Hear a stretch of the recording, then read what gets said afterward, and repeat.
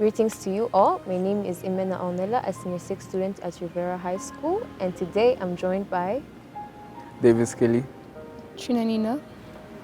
We just want to give you a sneak peek of the various conversations we're going to be having throughout the whole week about mental health, and we hope you can join us on all our platforms. So to begin today's conversation, I think mental health is basically all about how a person reacts, how a person thinks, and how a person feels. on to Davis, what other problem do you think affects the youth?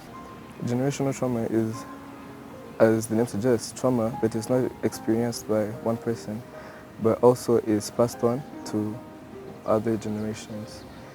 So let's take a situation where, for example, my father, like my grandfather didn't, wasn't there in the youth of my father, didn't take care of my father and all that. I feel like as time goes on, when I'll be born, he'll also, because he won't be knowing that he has that trauma in himself. He'll feel like, okay, that's how things are supposed to be, that's how they're meant to be and all that. So he'll feel like, okay, if that's how men act and all that, then he'll be doing the same, being there and all that, which would affect also me. What I think affects the youth today is a state of feeling the need to be perfect in each and everything they do. You get it? Like, these perfectionists can't separate emotion from facts. Facts is it's okay to fail. Facts is you can't always be successful.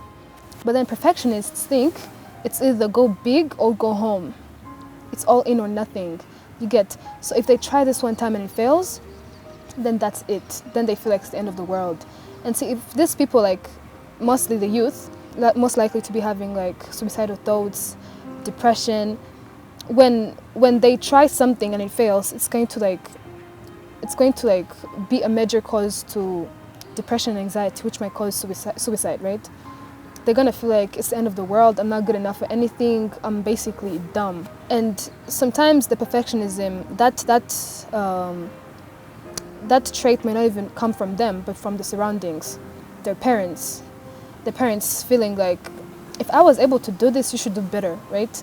Putting all that pressure on them, and them feeling the need to be perfect each and every time, which is not a very positive trait. And how to solve it is by recognizing that it's not a positive trait.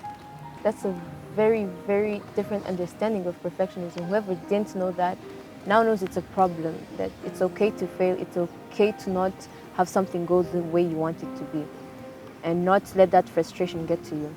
Obviously, in the times when a father is absent because of a trauma, he thinks it's normalized because his dad was not there. He's either not going to be there for his children, or he's also going to show no affection. That is if he didn't break his cycle. The reason the trauma keeps passing on, continuing, is because maybe the person, like as an example she gave, like if I won't get someone to talk to, then I'll keep it inside myself, then it will just stay like that. I won't have someone to talk to about it.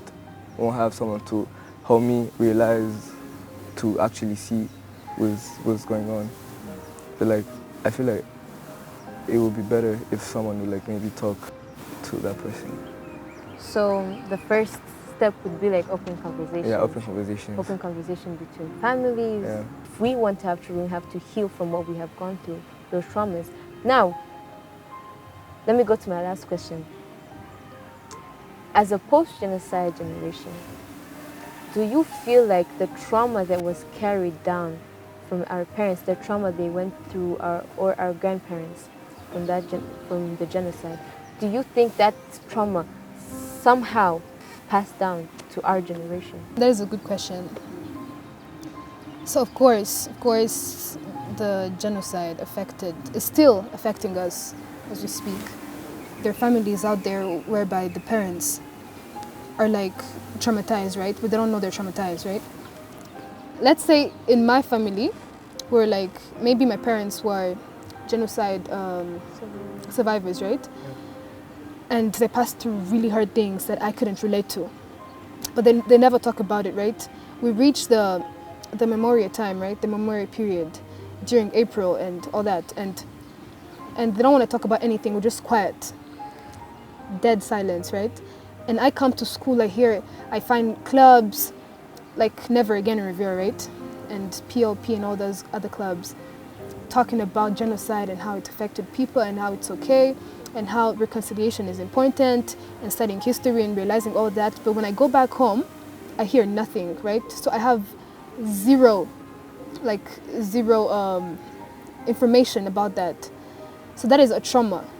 I'm gonna be like, if they can talk about their hardships, why should I talk about my hardships?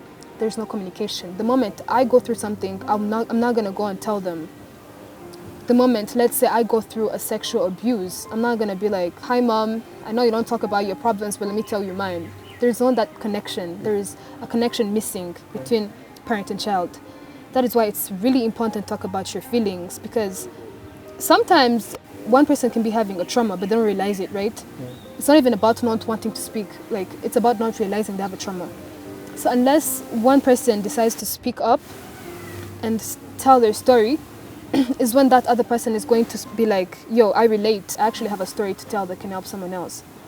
So yes, until they realize there is a problem, the trauma of the genocide is going to continue being like transferred generation to generation. Yes. And the fact that we lack that communication, I don't know what my mother went through during the genocide. I don't know about her trauma.